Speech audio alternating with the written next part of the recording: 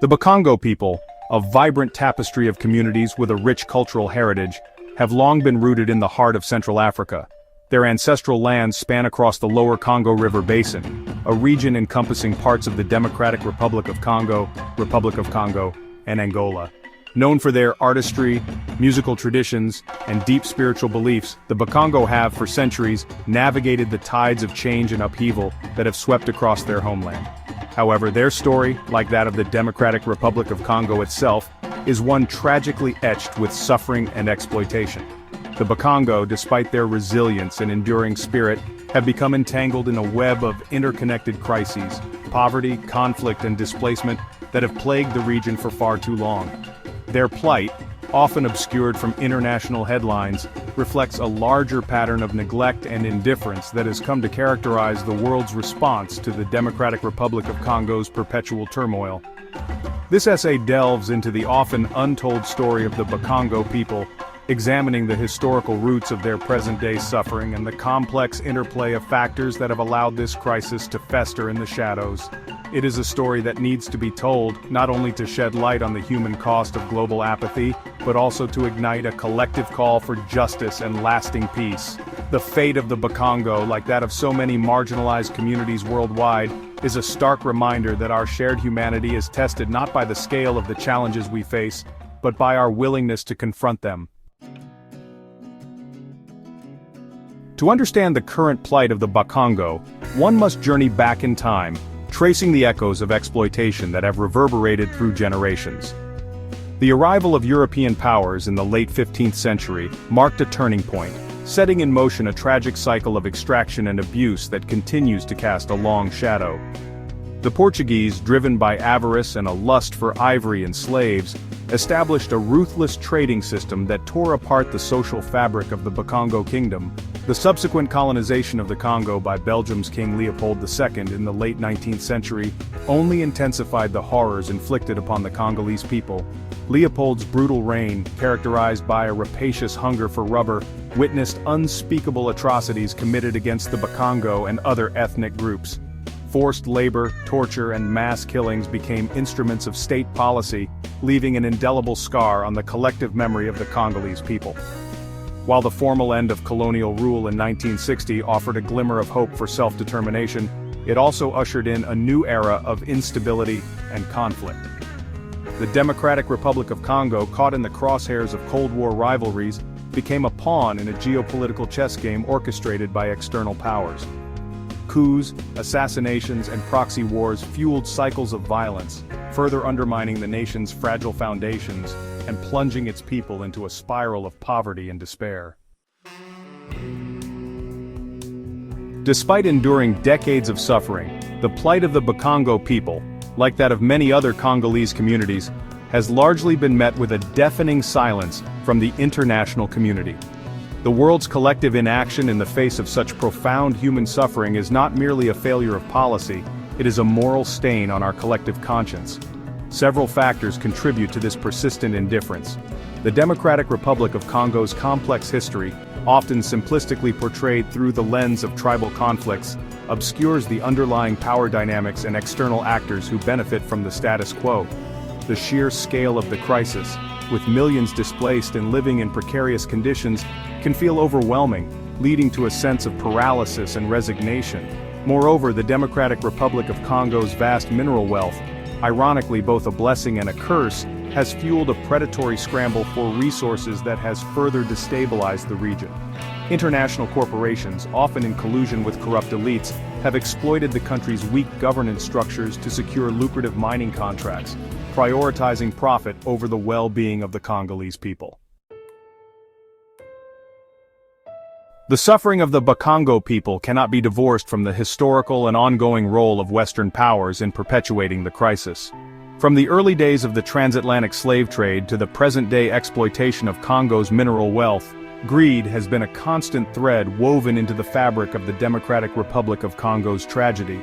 Western nations, often hiding behind a veneer of humanitarian concern, have consistently prioritized their own strategic and economic interests over the well-being of the Congolese people.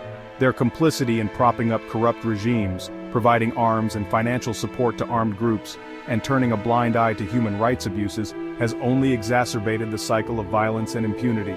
The insatiable appetite for coltan, cobalt and other minerals essential for smartphones, electric cars, and other consumer electronics has fueled a deadly conflict in Eastern Democratic Republic of Congo. Armed groups, often backed by neighboring states and multinational corporations, battle for control of these valuable resources, while ordinary Congolese citizens bear the brunt of the violence. Beyond the headlines, the human cost of apathy is staggering. Behind the statistics and geopolitical analysis lie the heartbreaking stories of individual Bakongo men, women, and children whose lives have been shattered by this enduring crisis. Their voices, often drowned out by the din of global indifference, paint a stark and unsettling picture of what it means to live in the shadow of perpetual conflict and neglect. Families have been torn apart by displacement, forced to flee their homes with nothing but the clothes on their backs.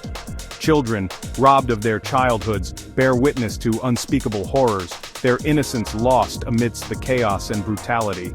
Women and girls are particularly vulnerable, facing heightened risks of sexual violence and exploitation in conflict zones. The lack of access to basic necessities, food, clean water, healthcare, and education has had a devastating impact on the well-being of the Bakongo people. Malnutrition rates are alarmingly high, particularly among children, and preventable diseases continue to claim countless lives. The ongoing suffering of the Bakongo people is a stark reminder that indifference is not a neutral act, it is a choice with real-world consequences. Breaking the chains of apathy requires a fundamental shift in perspective, one that recognizes the interconnectedness of our shared humanity and the urgency of addressing the root causes of this crisis. Raising global awareness is an essential first step. The world must be reminded that the DRC is not a lost cause, but a nation brimming with potential, held captive by a toxic mix of greed, exploitation, and indifference. Media outlets have a responsibility to go beyond simplistic narratives and provide nuanced coverage that amplifies the voices of the Congolese people themselves. Governments, particularly those in the West, must acknowledge their complicity in fueling the crisis, and take concrete steps to address their role in perpetuating the cycle of violence and instability. This includes holding corporations accountable for their actions in conflict zones, ending the flow of arms to armed groups, and supporting initiatives that promote good governance and sustainable development. Accountability is not merely a legal concept, it is a fundamental pillar of justice and a prerequisite for lasting peace. The impunity enjoyed by those who have profited from the DRC's suffering, both within the country and on the international stage, is an affront to the dignity of the Congolese people, and a major obstacle to reconciliation. International mechanisms, such as the International Criminal Court, have a crucial role to play in investigating and prosecuting individuals responsible for war crimes, crimes against humanity, and genocide.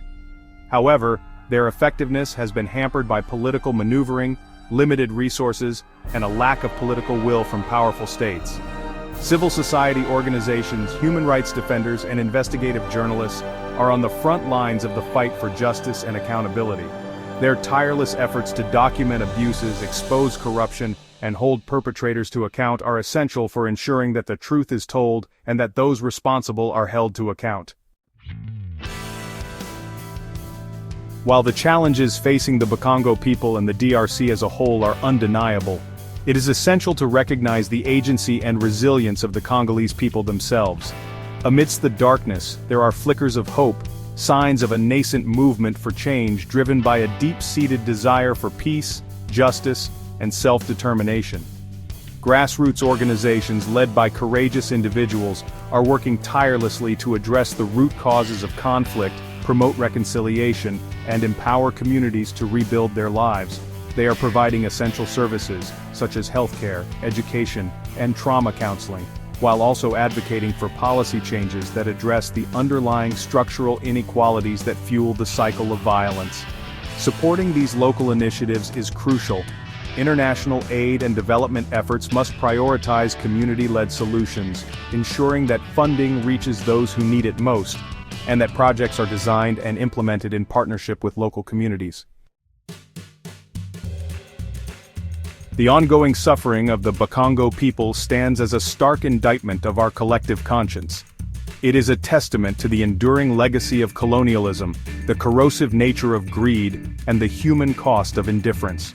Their story is a warning, a stark reminder that we are all interconnected, and that the pursuit of justice and human dignity knows no borders.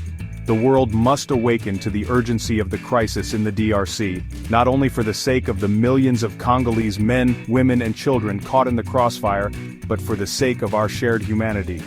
We can no longer afford to be bystanders to this tragedy. The time for action is now. The fate of the Bakongo people, and indeed the future of the DRC, depends on it.